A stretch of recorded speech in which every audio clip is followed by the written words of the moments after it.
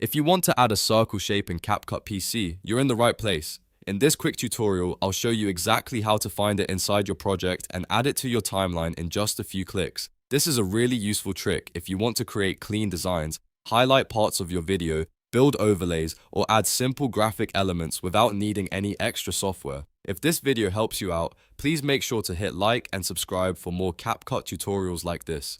Alright, let's jump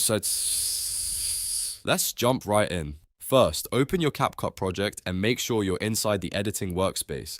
Once you're in the project, look at the top toolbar across the screen. This is where CapCut keeps a lot of the creative tools you'll need while editing.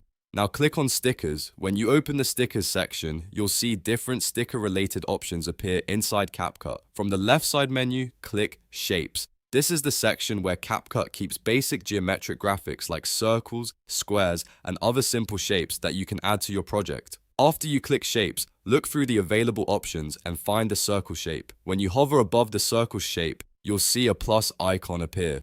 That plus icon is what lets you add the shape into your project. Go ahead and click the plus icon, and CapCut will place the circle shape into your timeline or canvas.